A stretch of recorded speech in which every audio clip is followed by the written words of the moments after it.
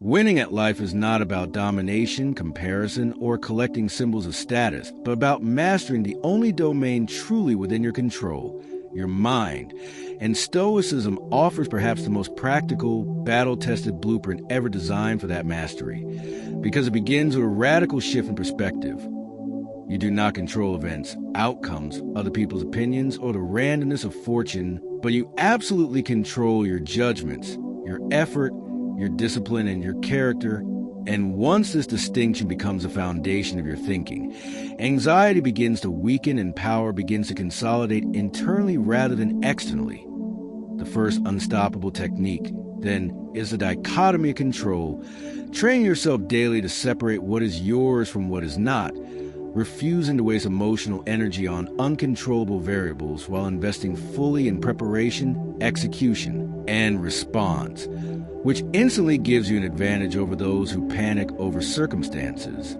The second technique is voluntary discomfort, deliberately practicing small hardships, cold showers, disciplined routines, physical exertion, digital restraint, so that when real adversity strikes, it feels familiar rather than catastrophic, because the Stoic does not wait for life to test him. He tests himself in advance.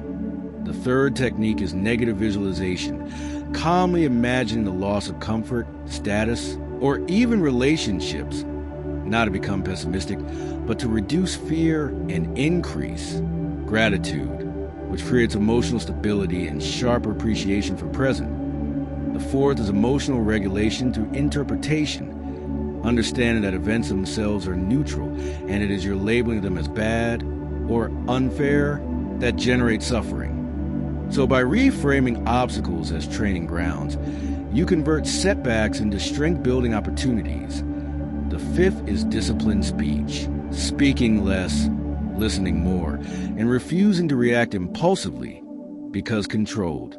Words reflect a controlled mind and signal authority in any environment. The sixth is strategic silence, knowing when not to engage, not to argue, not to defend your ego, because silence often communicates strength more effectively than explanation. The seventh is daily reflection, reviewing your actions each evening, as Seneca advised, asking where you acted with virtue and where you allowed impulse to dominate, thereby turning every day into a lesson rather than a repetition. The eighth technique is purpose alignment. Clarify what kind of person you intend to be regardless of circumstance, because when identity is rooted in values instead of outcomes, you remain stable even when plans change. The ninth is detachment from praise and criticism, treating both as external noise rather than internal directives, which prevents arrogance in success and despair in failure. The 10th is focus on process over results, understanding that results fluctuate due to variables beyond control, but consistent disciplined effort compounds inevitably over time. The 11th technique is resilience through acceptance, acknowledging reality exactly as it is before attempting to act, because resistance to facts wastes energy that could be used for strategy. The 12th is boundary enforcement without anger, calmly defining what you will and will not tolerate and following through consistently, which builds self-respect and external respect simultaneously. The 13th is mastering desire, limiting unnecessary wants so that your happiness is not dependent on constant acquisition, thereby creating independence from consumer culture and social comparison. The 14th is cultivating gratitude as a mental habit, recognizing that much of what you already possess was once something you hoped for, which stabilizes mood and sharpens perspective. The 15th is practicing courage in small acts daily, speaking truth calmly, making difficult decisions promptly, confronting challenges directly, so that bravery becomes normalized rather than rare. The 16th is building mental endurance by staying with discomfort instead of escaping it, whether that discomfort is boredom, criticism, or uncertainty, because endurance expands capacity. The 17th technique is self-discipline and routine, waking and working with consistency regardless of mood, understanding that motivation is unreliable but discipline is sovereign. The 18th is cultivating inner independence, ensuring your sense of worth does not hinge on validation, applause or social approval, which frees you to act according to principle rather than popularity. The 19th is maintaining long-term perspective, remembering that today's crisis will shrink with time and that life itself is finite, which reduces drama and increases urgency for meaningful action. And the 20th, perhaps the most powerful of all, is embodying virtue as the ultimate metric of success, wisdom in decisions, courage in adversity, justice in relationships, and temperance in desires.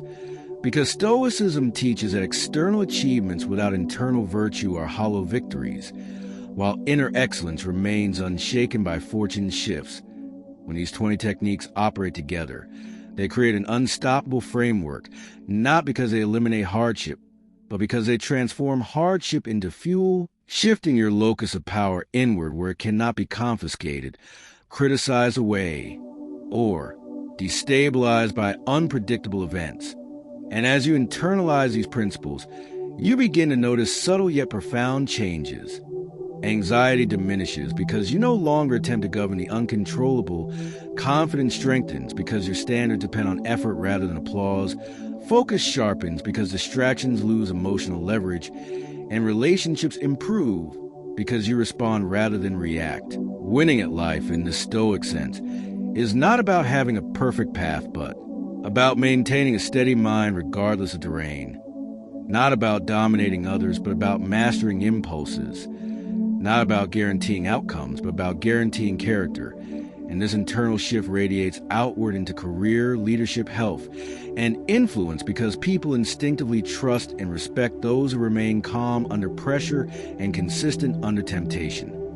Over time, the compound effect of daily reflection, disciplined action, voluntary hardship, and emotional regulation builds what can only be described as psychological armor, not rigid or cold, but resilient and adaptive, allowing you to bend without breaking, to advance without arrogance, and to endure without bitterness. And perhaps the greatest hidden advantage of Stoic living is clarity, because when you're no longer distracted by envy, comparison, fear of judgment, or obsession with outcomes, your mind becomes sharper, decisions become cleaner, and energy becomes concentrated on what truly matters, creating momentum that feels almost unfair compared to the scattered efforts of those ruled by impulse. In this way, Stoicism does not promise a life free from challenge, rejection, loss, or unpredictability, but it does promise something far more valuable: the ability to remain internally undefeated, to convert adversity into advantage, to stand steady when others collapse, and to define success not by what you accumulate, but by who you become. And when you live from this foundation consistently, winning ceases to be a moment and becomes a state of being, a quiet, enduring strength that no circumstance can overthrow. Winning at life through Stoicism deepens when you realize that mastery is not a single breakthrough, but continuous refinement of perception, behavior, and intention. And so part 2 is not about adding complexity, but about sharpening application, because knowledge without embodiment changes nothing. And the Stoic path demands embodiment above all. The 21st technique, therefore, is radical responsibility, the refusal to blame circumstances, upbringing, luck, or other people for your current state, understanding that while you may not be responsible for every event that shaped you, you are responsible for your response now, and that shift from blame to ownership instantly transfers power back into your hands. The 22nd technique is strategic patience, recognizing that meaningful achievements, financial stability, physical strength, respected reputation, deep relationships, compound slowly and require sustained discipline. And by training yourself to think in years, rather than days, you immunize yourself against impulsive decisions that sabotage long-term victory. The 23rd is perception control under pressure, where instead of asking, "Why is this happening to me?" you ask, "What is this training me for?" transforming stress into rehearsal for greater responsibility. The 24th technique is selective association, consciously choosing to spend time with people who elevate standards rather than normalize excuses, because environment subtly programs behavior, And the Stoic understands that character is influenced by proximity. The 25th is emotional neutrality toward temporary highs, refusing to become intoxicated by praise, profits, or popularity, because what rises quickly can fall quickly, and emotional moderation preserves clarity. The 26th technique is calculated boldness, acting decisively once preparation is sufficient, rather than waiting for perfect certainty, since perfection is illusion that breeds stagnation. The 27th is internal validation, developing standards so clear and self-defined that external approval becomes optional rather than necessary, which creates a quiet independence that others interpret as strength. The 28th technique is discipline recovery, resting strategically without guilt so that energy is renewed intentionally rather than depleted recklessly, because burnout is not a badge of honor, but a failure of balance. The 29th is truth alignment, ensuring your words, actions, and private thoughts are consistent, eliminating internal friction and cognitive dissonance, which frees enormous mental energy. The 30th technique is adversity rehearsal, mentally preparing for potential setbacks in business, relationships, or health, so that if they occur, you respond with readiness instead of shock. The 31st is value-based decision-making, filtering opportunities not by immediate reward, but by whether they align with your principles, thus preventing success that corrupts character. The 32nd technique is detachment from comparison, understanding that someone else's timeline has nothing to do with yours, and that envy drains focus from personal progress.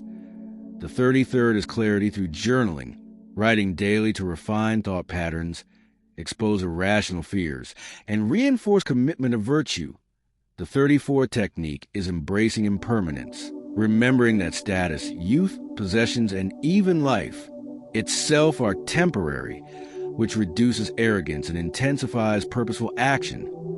The 35th is strategic forgiveness, releasing resentment not to excuse wrongdoing, but to free yourself from emotional chains that bind attention to the past. The 36th technique is proactive learning, treating mistakes as data rather than identity, extracting lessons immediately and adjusting behavior without self-condemnation. The 37th is silent excellence, focusing more on results than announcements, letting achievement speak instead of broadcasting intentions prematurely. The 38th technique is disciplined optimism, choosing constructive interpretation without denying reality, combining hope with preparation.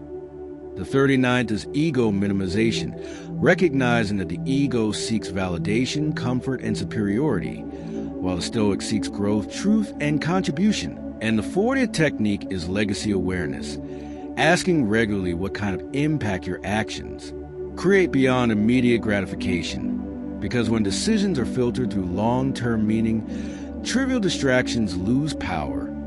As these additional principles integrate with the first 20, a deeper transformation unfolds, one where external volatility no longer dictates internal state, where financial fluctuations do not destabilize self-worth, where criticism does not shatter identity, and where praise does not inflate ego, creating a stability that feels almost immovable. This stability generates momentum, because when fear of loss decreases and attachment to outcome softens, risk becomes calculated rather than paralyzing, and bold action becomes sustainable rather than reckless. Gradually, others begin to notice a difference, not necessarily in louder achievements, but in steadiness, in measured responses, in the absence of drama, in the refusal to gossip, complain, or overreact. And this consistency builds trust, influence, and opportunity. Leadership emerges naturally from composure, because people gravitate toward those who remain calm during uncertainty, and calm is contagious. Moreover, the Stoic approach to winning reshapes failure itself, reframing it as feedback rather than finality. So each setback becomes refinement instead of retreat, and over time this compounding resilience outpaces raw talent, because talent without discipline collapses under pressure, while disciplined resilience adapts and persists. Another subtle shift occurs in how you experience desire, as you begin to want less but achieve more, since energy once scattered across countless impulses becomes concentrated on meaningful goals, producing depth instead of distraction. Even relationships improve. Because when you no longer seek others to fill internal voids, interactions become grounded in mutual respect rather than dependency. Financial decisions become calmer because fear-driven spending decreases and long-term planning increases. Health improves because discipline replaces mood-based choices. Productivity increases because focus is trained rather than accidental. And through all of this, the core Stoic truth remains unchanged. You cannot control the waves, but you can master your steering. Winning at life, then, is not a scoreboard comparison, but a daily practice of steering with intention regardless of sea conditions. And the ultimate victory is not public applause, but private integrity, knowing that in every circumstance you chose reason over impulse, courage over avoidance, patience over panic, and virtue over vanity. When you embody this consistently, success becomes sustainable rather than fragile. Confidence becomes grounded rather than performative, and peace becomes stable rather than conditional. And in that state, you discover something profound. The greatest competitive advantage in a chaotic world is an unshakable inner order. And once that order is established, nothing external can truly defeat you.